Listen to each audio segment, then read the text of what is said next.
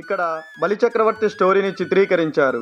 విష్ణువు తన 5వ అవతారమైన వామన రూపంలో వచ్చి బలిచక్రవర్తి నుండి 3 అడుగుల స్థలాన్ని దానంగా అడుగుతాడు. ప్రక్కనే ఉన్న గురువు శుక్రాచార్యులు వద్దని వారిస్తాడు. కానీ బలిచక్రవర్తి 3 అడుగులు దానంగా ఇస్తాడు. తర్వాత వామనుడు పెద్దగా అయి భూమి మీద 1 అడుగు, ఆకాశంలో ఇంకో అడుగు పెడతాడు. విష్ణు పాదాన్ని బ్రహ్మ నీటితో కడుగుతున్నాడు. కడిగిన నీరు నదిలా ప్రవహిస్తుంది. నదిలో చేపలు, తాబేళ్లు కూడా కనిపిస్తున్నాయి. నీటి ప్రవాహాన్ని అలలుగా చూపిస్తున్నారు. విష్ణువు తన కాలిని పైకి ఎత్తినప్పుడు క్రింద మలిగినట్లు వస్త్రాన్ని చెక్కారు. ఇక్కడ గరుడమూర్తి ఉన్నారు. ఇక్కడ నృత్యం చేస్తున్న సరస్వతి శిల్పాన్ని చెక్కారు. 10 చేతులలో కొన్ని విరిగిపోయినాయి. ఒక చేతిలో జపమాల ఉంది. ఇంకొక చేతిలో పుస్తకం అంటే తాళపత్ర గ్రంథాలున్నాయి.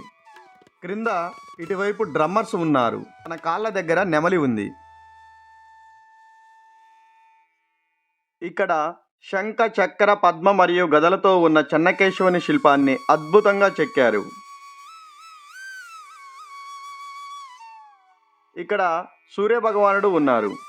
2 చేతులలో 2 ఫ్లవర్స్ ఉన్నాయి.